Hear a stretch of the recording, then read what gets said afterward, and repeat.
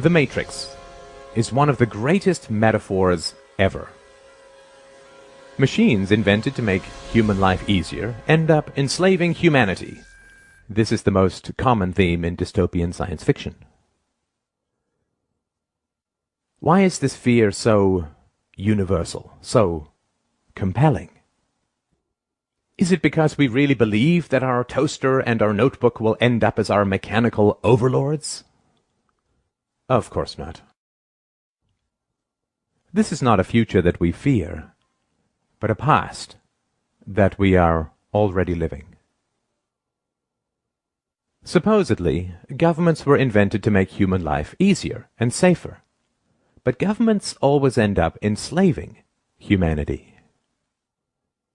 That which we create to, quote, serve us, ends up ruling us. The U.S. government, by and for the people, now imprisons millions, takes half the national income by force, overregulates, punishes, tortures, slaughters foreigners, invades countries, overthrows governments, imposes 700 imperialistic bases overseas, inflates the currency, and crushes future generations with massive debts. That which we create to serve us ends up ruling us. The problem with the state as servant thesis is that it is historically completely false, both empirically and logically. The idea that states were voluntarily invented by citizens to enhance their own security is utterly untrue. Before governments in tribal times, human beings could only produce what they consumed. There was no excess production of food or other resources. Thus there was no point owning slaves, because the slave could not produce any excess that could be stolen by the master.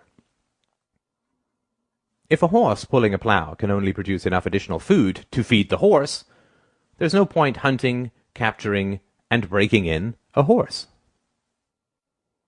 However, when agricultural improvements allowed for the creation of excess crops, suddenly it became highly advantageous to own human beings. When cows began to provide excess milk and meat, owning cows became worthwhile. The earliest governments and empires were in fact a ruling class of slave hunters who understood that because human beings could produce more than they consumed, they were worth hunting, capturing, breaking in, and owning. The earliest Egyptian and Chinese empires were, in reality, human farms, where people were hunted, captured, domesticated, and owned like any other form of livestock. Due to technological and methodological improvements, the slaves produced enough excess that the labor involved in capturing and keeping them represented only a small subset of their total productivity. The ruling class, the farmers, kept a large portion of that excess while handing out gifts and payments to the brutalizing class, the police, slave hunters, and general sadists, and the propagandizing class, the priests, intellectuals, and artists. This situation continued for thousands of years, until the 16th to 17th centuries, when again massive improvements in agricultural organization and technology created the second wave of excess productivity. The enclosure movement reorganized and consolidated farmland, resulting in 5 to 10 times more crops, creating a new class of industrial workers displaced from the country and huddling in the new cities.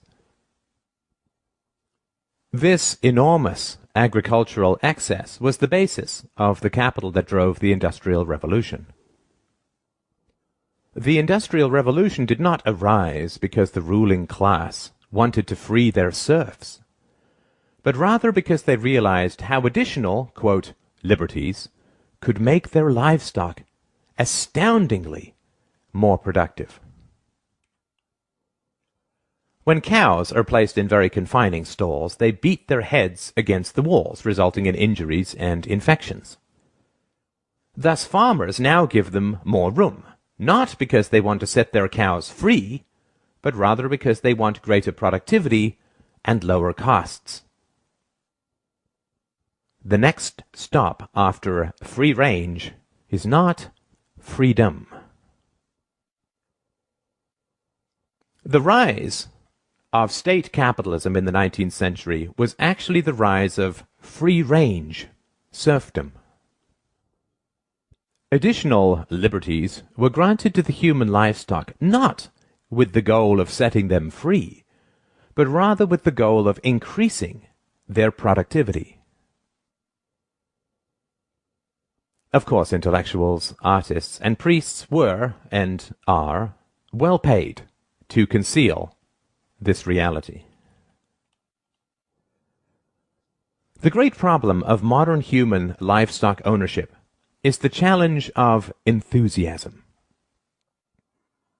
State capitalism only works when the entrepreneurial spirit drives creativity and productivity in the economy. However, excess productivity always creates a larger state and swells the ruling classes and their dependents, which eats into the motivation for additional productivity. Taxes and regulations rise, state debt, future farming, increases, and living standards slow and decay. Depression and despair begin to spread as the reality of being owned sets in for the general population. The solution to this is additional propaganda, antidepressant medications, superstition, wars, moral campaigns of every kind, the creation of, quote, enemies, the inculcation of patriotism, collective fears, paranoia about outsiders and immigrants, and so on. It is essential to understand the reality of the world. When you look at a map of the world, you are not looking at countries, but farms. You are allowed certain liberties, limited property ownership, movement rights, freedom of association and occupation, not because your government approves of these rights in principle, since it constantly violates them, but rather because free-range livestock is so much cheaper to own and so much more productive. It is important to understand the reality of ideologies. State capitalism, socialism, communism, fascism, democracy. These are all livestock management approaches. Some work well for long periods, state capitalism, and some work very badly, communism.